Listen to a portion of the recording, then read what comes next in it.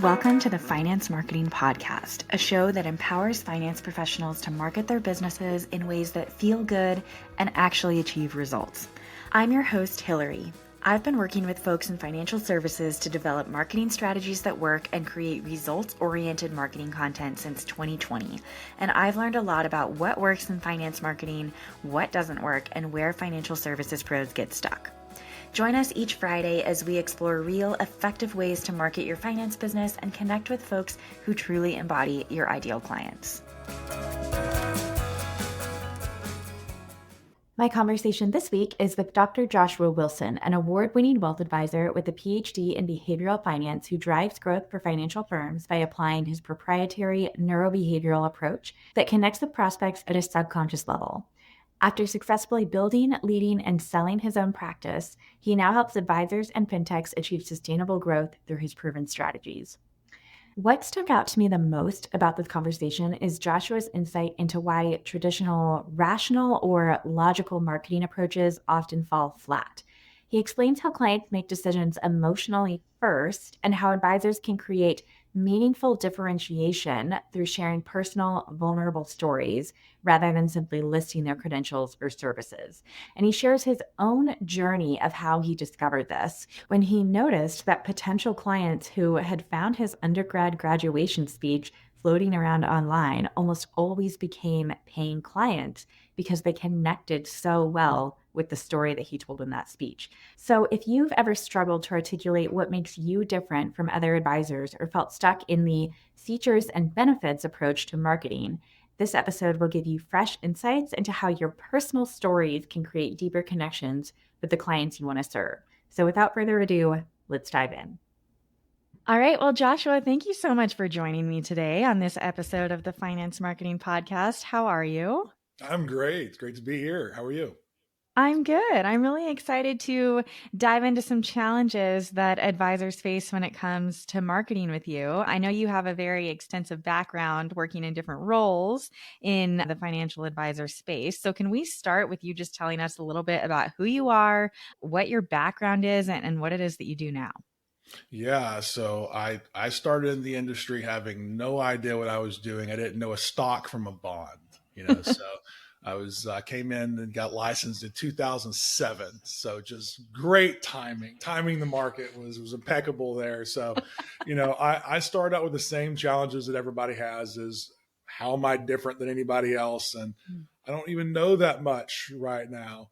And so I kind of bounced around those first couple of years, just trying to keep my head above water. And I say I really kind of things clicked in 2010 at TD Ameritrade, where I became a financial advisor there. That's where I really had my first success, got my first taste of actual sales training. And I grew up at TD Ameritrade, was a branch manager. I led the national sales training program for a while. So I saw all the traditional sales approaches and overcoming objections and professional selling skills and all those sorts of things. And then I started seeing some of the introduction to more emotional selling things. And, from there I got into trading and became a charter market technician. And I traveled for TD Ameritrade talking about options and technical analysis and kind of representing the firm there and, getting to sell not just one-on-one, but from a stage.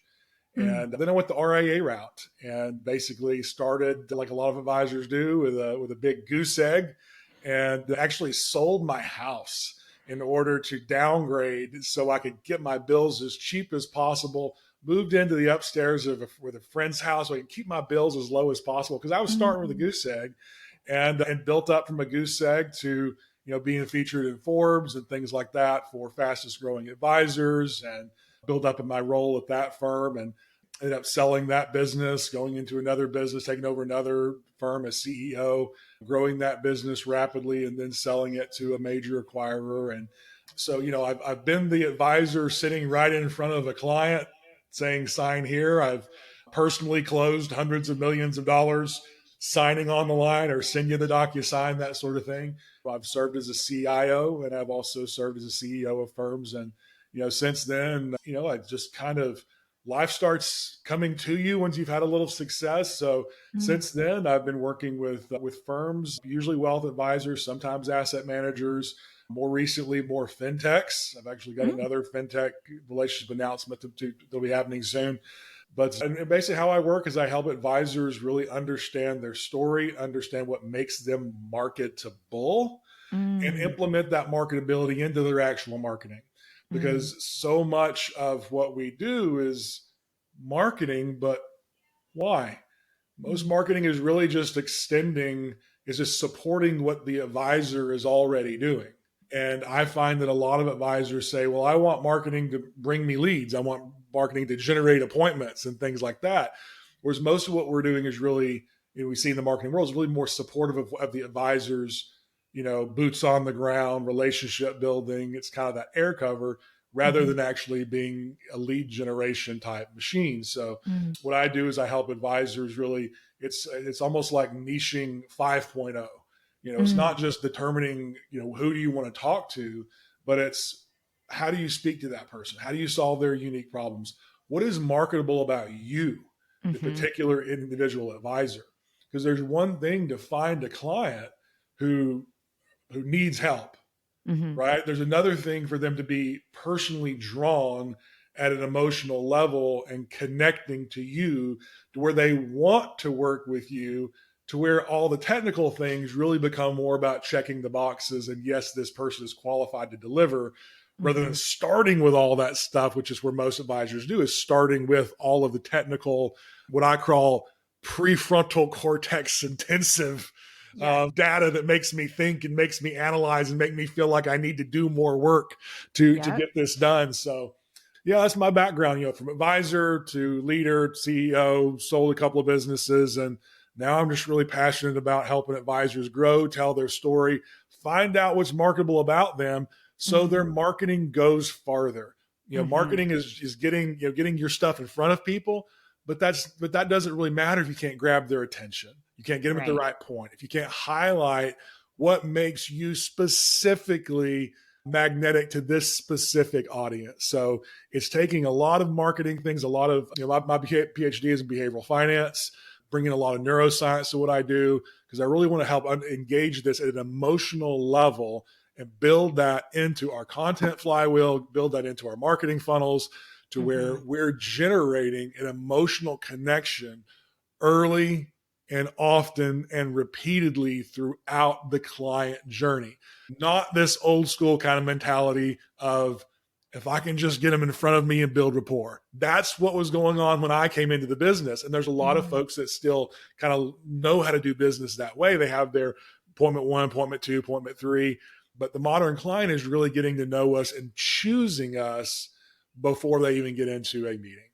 So, Well, I think what you do for advisors now is so important. It reminds me of a conversation that I had with someone a few years ago. I was early in my business and he had reached out to me about updating his LinkedIn profile, coming up with a better headline, things like that. So I started asking him questions, so what makes you different than every other advisor? And without even hesitating, he said, well, I don't think any advisor is really that different from other advisors. We all do kind of the same thing. And I ended up saying to him, that was the first time that I had heard that. I was new in my business and I ended up saying to him, "Well, I don't know if I can really help you because I don't really believe that, but you need to do that work on, yourself." And so I think it's so important for advisors to have someone like you who can help them kind of turn that initial feeling about themselves that they might have, I'm not that different, on its head a little bit. yeah, I mean the I think the big opportunity is, you can, how do you turn up marketing? Well, you Mm, turn up spend, right? So yeah, you can always throw more money at the problem.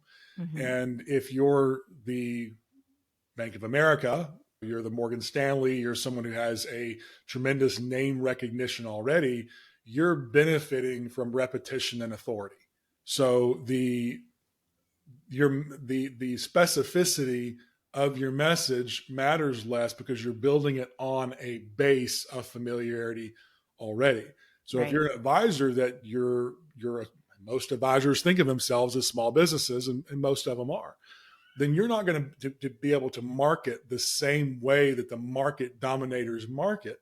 And this is one of the problems that, as someone who occasionally teaches at business schools, especially I teach usually strategy, but a lot of the viewpoint is always S&P 500. We're Mm. always doing our case studies on AT&T and folks like that, where you don't have, first of all, you don't have that budget to just be able to paper the streets with familiarity to where it's always, always, always available. You've got to be able to think in terms of, okay, I can't always win this battle based on better. Right. And when I put people in a discussion of better, and that usually comes down to the tactics that I use.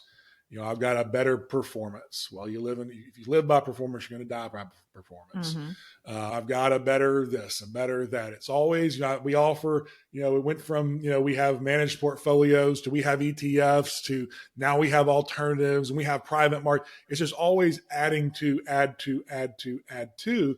And it gets very difficult for people to sort these things out, and they don't really want to. Right.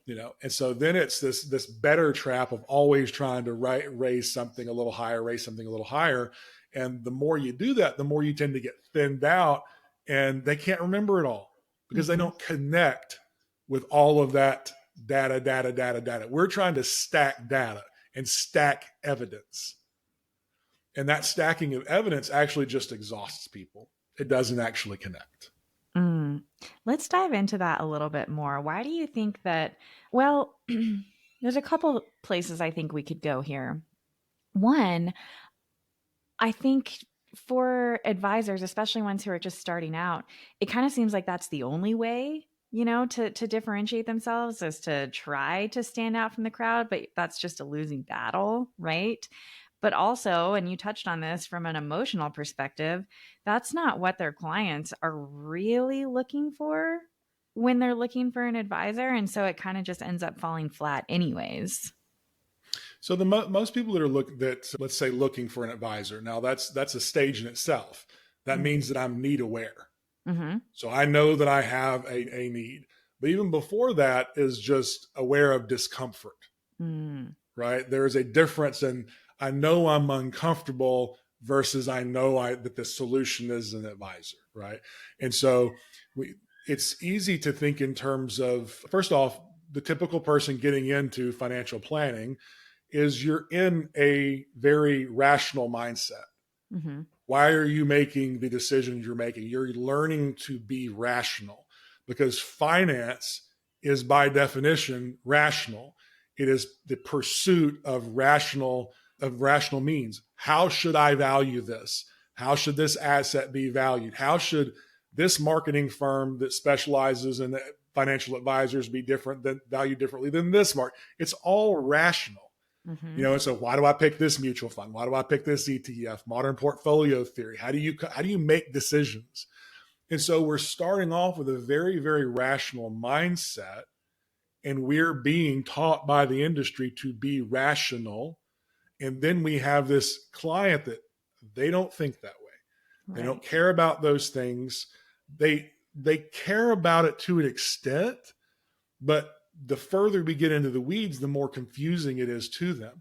What we really want is to be emotionally compelling. We want to be someone that fits, that feels good. When you start me from having to compare you give me all these things. Well, we do this, we're better at this, we're better at this, we're better at this. You're giving me homework.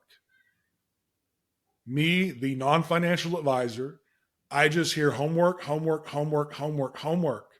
Yep. And it's exhausting. And I've got so many things that I have to think about. And I've got books in there that I want to read that I don't have the mental bandwidth at the end of the day to read them. So I end up turning on Netflix and vegging out. I only have so much attention I can pay. Mm-hmm. So getting to know you is a cost to them. So you actually have a better opportunity to differentiate emotionally than you do rationally. Why? Because they can't process it all. They don't want to process it all. And it becomes just better. And someone who always has more experience than you. Someone always has better performance than you. Someone always has a bigger firm behind them or better trade execution there's always something that someone can keep stacking better. So this need to differentiate, like I said, I think that the default is a rational differentiation. That's our default. And that's a mistake advisors make. I'm not saying you shouldn't realize what par for the course is around here and make sure your offering is staying up to date and your website doesn't look like it was built in 1997 and things. Yeah, you got to have that. Some advisors, they have a great product, but their website looks like a ghost town because the last time they posted a market update was 2017. Right. That's a lifetime ago in the internet nowadays. Well, I just really love what you said. You have to make it easy for them to get to know you. You have to make it easy for them to connect with you.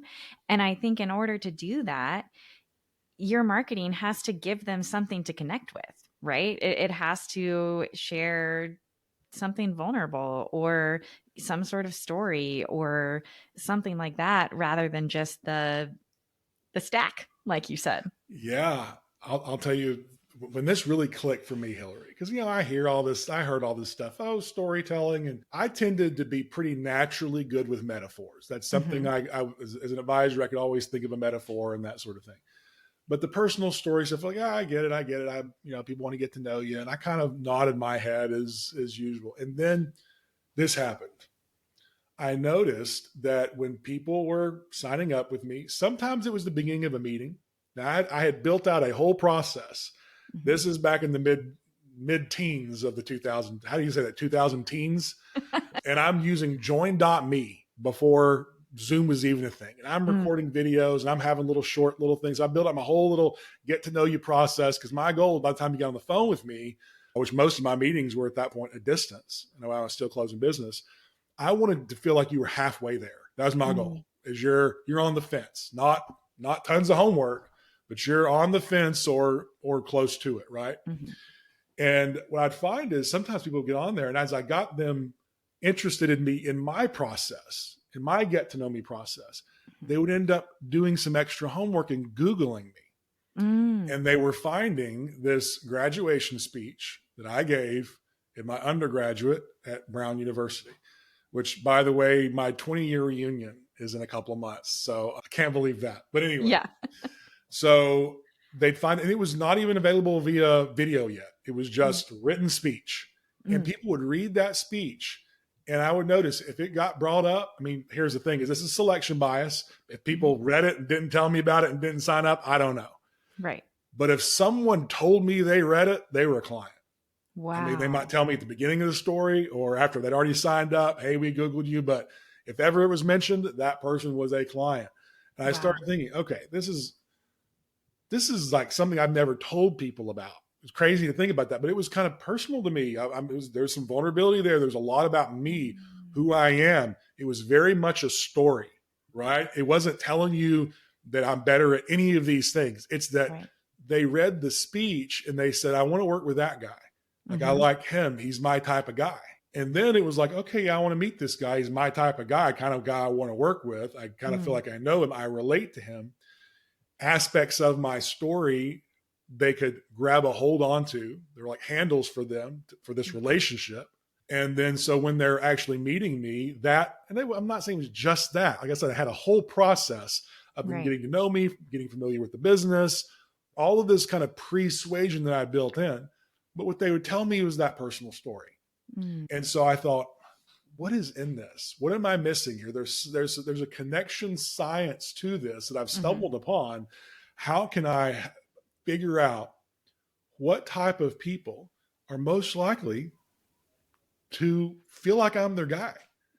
And what is it about me that drew these people in? What is it about my story that they decided that this translates over to great investment advisor? Right. And so, here's the thing though, is it's not that everyone is the same. The industry, this is what drives me crazy, Hillary, is everything's built on best practices. Here's your best practice. Here's your best practice. Okay. But by definition, that's average. Yeah. That by definition, it's here's how to blend in. Yeah. Here's what everybody else is doing. Here's the par for the course. And I'm like, okay, there's tactics that have to be done, right? Of course there's tactics, and an excellent execution is important, but there is things about you that are more magnetic than me.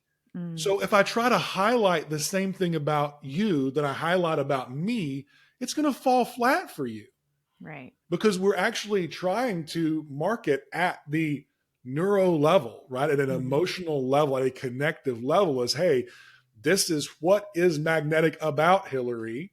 Mm-hmm. And this is the type of client that's most likely to find her magnetic, to where they Mm-hmm. want that type of person to be their guide. When you fall in love with that, you feel connected to that, you feel a familiarity, you feel a tribalism, you feel a shared worldview, you share Mm-hmm. these soft things, then there's a desire. And then it's not just I go home and now I've got to go think about it. Mm-hmm. And when people really say that, they really just mean I don't feel a certain way about it. Right. And so I'm going to sit it here in this background program, that tab that's open on another that's not being looked at until I eventually just exit out and forget about it. I feel called out right now. I'm calling myself out and you out because this is how we work. It's just another tab that's open and Yep. we're going to think about it, but we don't really want to because it's exhausting. We want to feel about it. And Mm-hmm. then we just want to be like, okay, confirmed. I like this guy. I want to work with this guy. Can he do the work?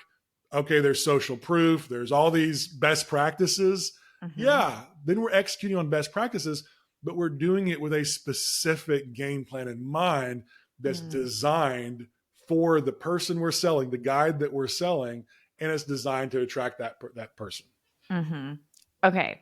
So I want to go back to this moment that you realized that people were Googling you. They were finding this graduation speech that you gave, and you were like, there's something to this. Yeah. Once you realized there's something to this, did you start to try to figure out what's a way that I can build this into my process, or what's a way that I can kind of take some control over this? Because maybe not everyone's going to Google me and find this. What did you do? Yeah. So the first thing I did was I talked to my business partner. He's like, well, you got a great story. Like, do you tell it? Mm-hmm. Like, no, I don't really tell it because here's the funny thing. So I come from very rural, very modest upbringing in rural Alabama. Mm-hmm. I'm the first Ivy League grad in my county history, and I think Mm-hmm. I still am today. Wow. It's just, people don't care about that stuff. They've got their, they love their SEC, they love their family, and that's, I was the weird dreamer. Yeah. And so, when I first got into the industry, to me, it was, I've got to prove that I belong here. Mm-hmm. Now I've got the Ivy League degree, but I don't feel different. I still feel like a farm kid from Alabama that happens to have a degree that's in religious studies, mind you. So I'm qualified to pray for your money, I guess, more than anything. I don't know a stock from a bond. So, I may can say I went to Brown and you recognize that name, but there's nothing behind it besides hard work and prayer. Yeah. So when that happened, then it kind of got me that him saying, hey, do you tell your story? I mean, apparently people like, okay, well, when I got the chartered market technician designation, part of that was there's a whole component on behavioral finance. Mm-hmm. And I really got interested in that. And so I started thinking in terms of, okay, what is it about people that this making me connect? Can I tell my story? Is it storytelling? Is that the part of it? Mm-hmm. And yeah, I think there's a component of it that storytelling belongs in this, because story is the natural way that we take information in all the time. Mm-hmm. Everyone tells stories, but some stories resonate more than others. And how do you even tell a story? Why does story work? Story works because that's how our brains are designed to take in information. It's the most natural state. Mm-hmm. And it allows you to decide about me without being told about me. Mm. So if I tell you a story and in this you see how important my family is to me, Mm-hmm. you've decided, well, that guy's clearly very important to his family's very important. Versus be saying my family is very important to me. Right. Or so it's a demonstration and I get to put it into my words. Maybe it's not strong family man. Maybe it's, he's very dependable. Mm. You put it into your terms and then you translate it into meaning. I'm not giving you meaning. I'm not telling you meaning. I'm giving you a story and you get to choose which of these people that you relate to. Mm. For example, and I was scared about this at the beginning because I would think, you know, I'm working with wealthy people. I don't feel like I fit in. I grew up without health insurance. I grew up. My mom made a lot of our clothes. We had a garden. We ate out of the garden. We hunted. We fished. We lived off the land. And so when I think about people that had savings, how would they relate to me? Mm. But here's the thing: is people don't relate intellectually. People relate emotionally. So I remember the first time telling my story in front of a crowd, just a part of my story. A gentleman came up to me and he was like, your dad is my grandfather and you are my dad. Like, Mm-hmm. and Wow. he had tons of wealth, but he related to me because I'm like, you remind me of my dad and your dad reminds me of my grandfather. And so he had all this relatability to me, even though we were born in very different, like my kids are going to be different than how I was grown up, Right. and vice versa. So he found that even though it really wasn't to him, it was an emotion that he related to. This is an emotion that he had connected to in his family. Interesting. Well, I think what you said about your story is, that questioning, is this going to be relatable for the folks that I want to work with? I think that's a question that a lot of advisors have. Is my story good enough? Is it, can I really use it? Have you ever worked with advisors to help them uncover their stories where you're like, mm-mm, you don't want to use that story? Yes, absolutely. Okay, Mm, so first off, everyone has more than one story. So I have different stories about where I came from and who I am, that sort of thing that I tell. mm, They're not all the same story. Okay. So you mm-hmm. can tell a lot about, so I don't have to give you people say like a story, like I don't have to give you my life story. I can give Right. you in 3 minutes, I can give you a 10-minute interaction I had with my father. I can tell you that story in 3 minutes and you decide a lot about me. Mm-hmm. And I was 12 years old and this happened, that I tell that story in 3 minutes, but causes you to make decisions about that. Mm-hmm. So it's when people think about, well, my story is not X. Well, hold on. First off, maybe the frame of your story is wrong. You could tell the same information. And I've got a friend that I've worked with his clients as well. He actually does storytelling. And he'll invite me to come along and help with his events sometimes in his masterminds.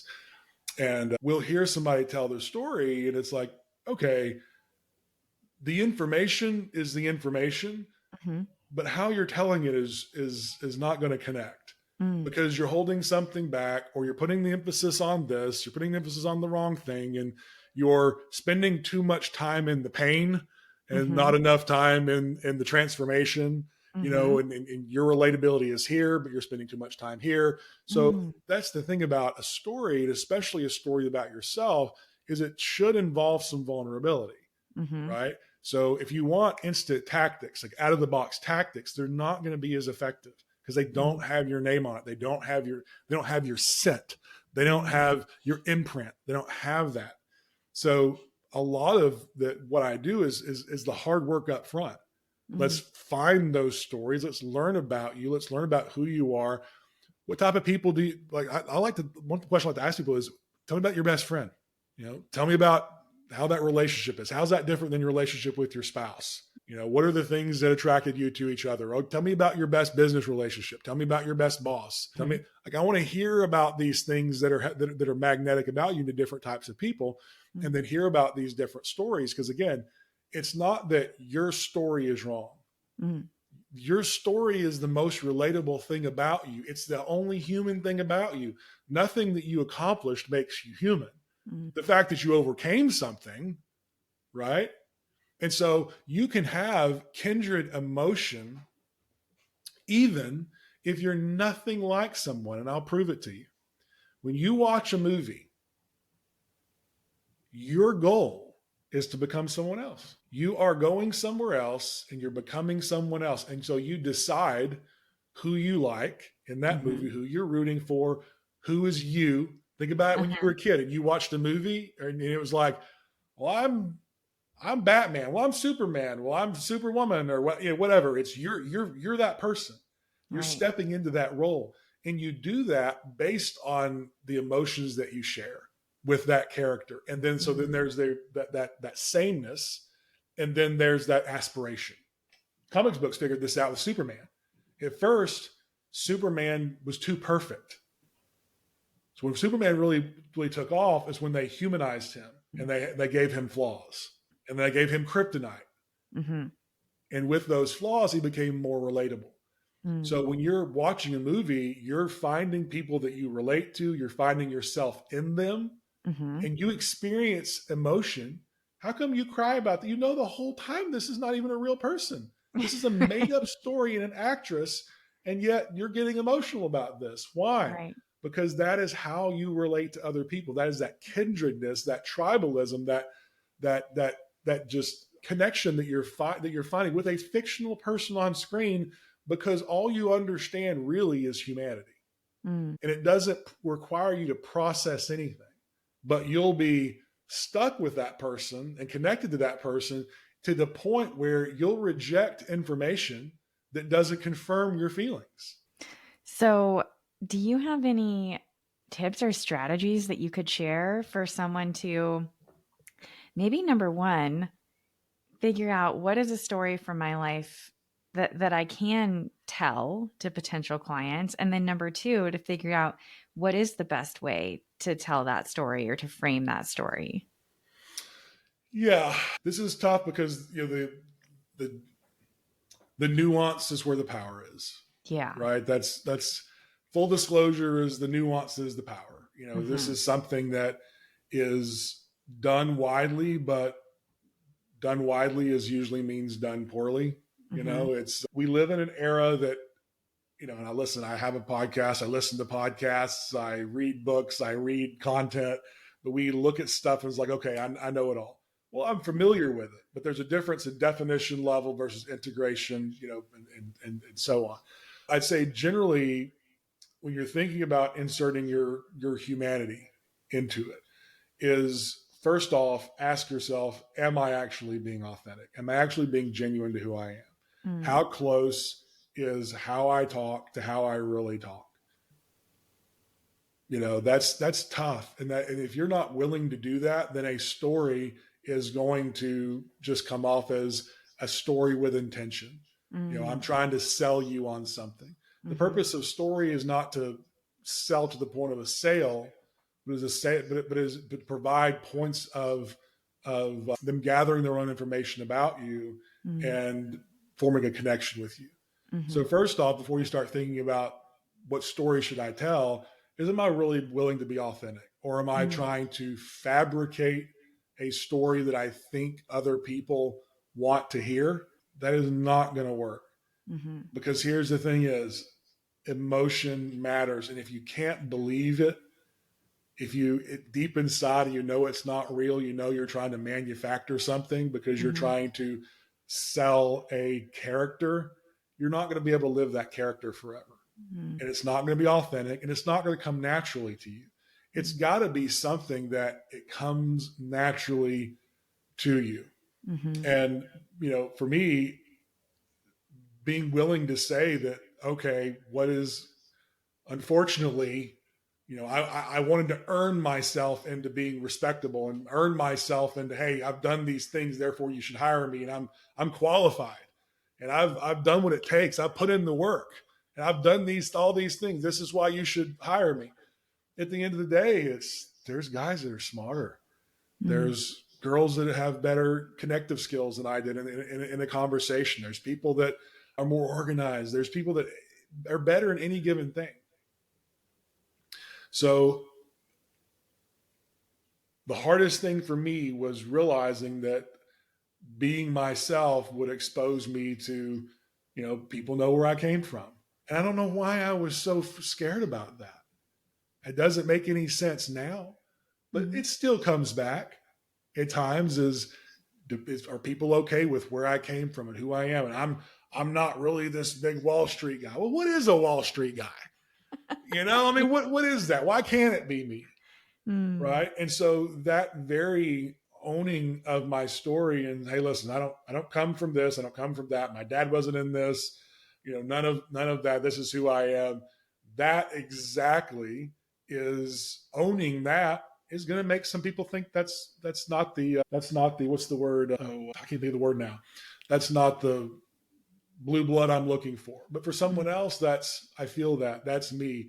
That's who I am in my business. I didn't come from this. I felt this way. And it has nothing to do with rural Alabama or a farm or anything like that. It's the struggle. It's the overcoming. It's the feeling like a fish out of water. Those sorts of things is what made me me. And it makes me relatable to other people. So the first thing before you think about telling a story is, are you willing to be yourself? And that requires some vulnerability. And then I would highly encourage folks to get some sort of coaching from someone who knows storytelling, whether it's me or someone else. Yeah. Get some coaching, because it can be, dwelling on the wrong things can feel like a drain. Yeah. Right. And too much can feel like it's all about me. Where you really want to help them get to know you for the point of being their guide and being their trusted confidant and being familiar, not just this being about me. And that's something that I always personally wrestle with, because I really enjoy helping other people take the stage and take what makes them special. But I got to expose part of me. Like I think I exposed this on LinkedIn recently with one of my posts. I know that pictures, that I should post more pictures of myself. I just hate putting myself on a picture. I hate doing that. And so it's relatable to me, like when people don't want to do things like that. Okay, but if I can tell you why you're doing it, will you do it? I just need somebody to preach my own message back to me sometimes. Yep. Oh my gosh, I can relate so much. This podcast, I've been doing it for over a year. I love doing this podcast. I cannot bring myself to post it onto YouTube with the video, not because I don't think that my guests wouldn't appreciate it, and not because I don't care about how I look when I'm talking to guests, but I do solo episodes, and I'm like, I just don't want to do the solo episodes by myself, just staring at a camera. It's just, I have not been able to get over it. And that's one of my goals this year, to get over it. Yeah, totally.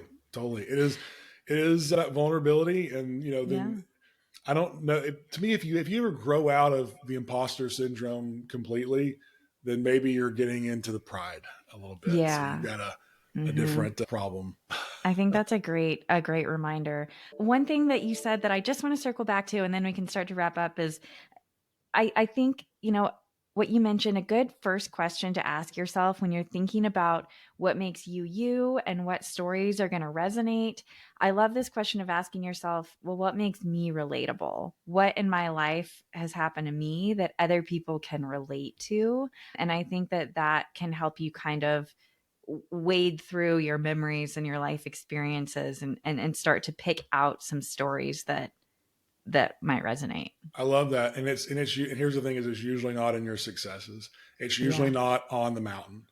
Leading with me on the mountain is not the most relatable, because most of the time I've spent a lot is not on the mountain. And most people, all of us, no one spends all their time on the mountain.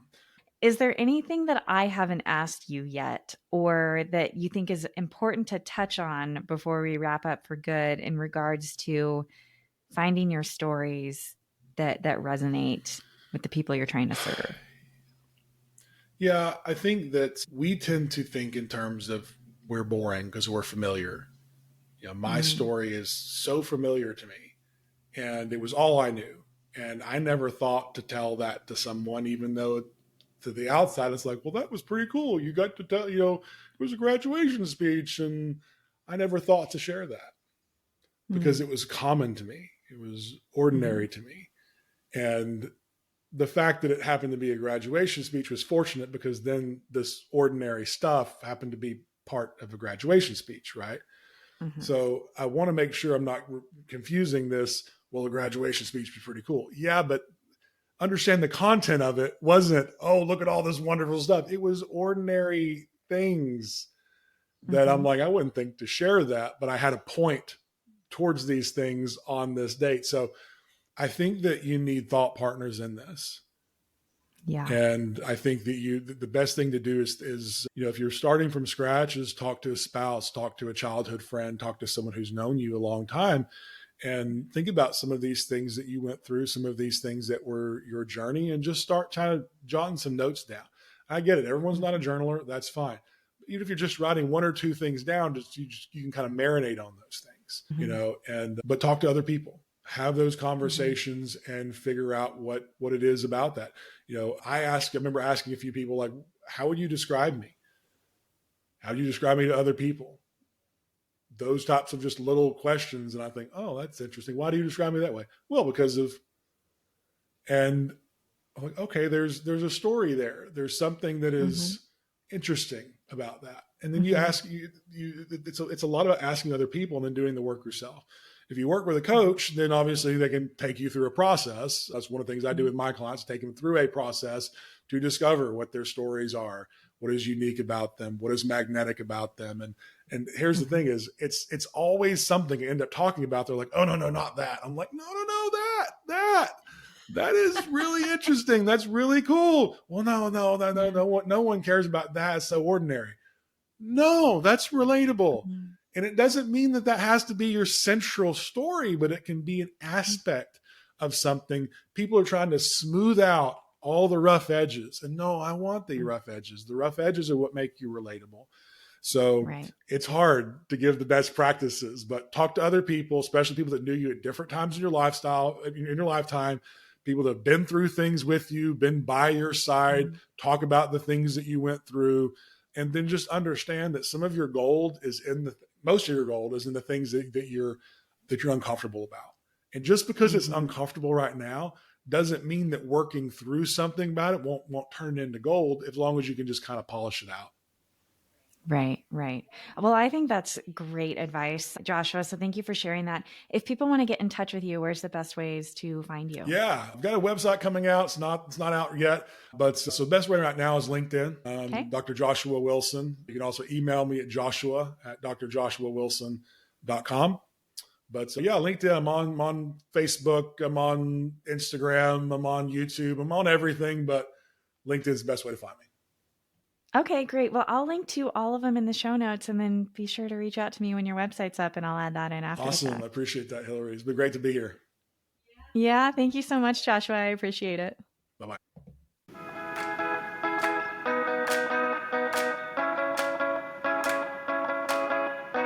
Thank you so much for joining us on this episode of the Finance Marketing Podcast.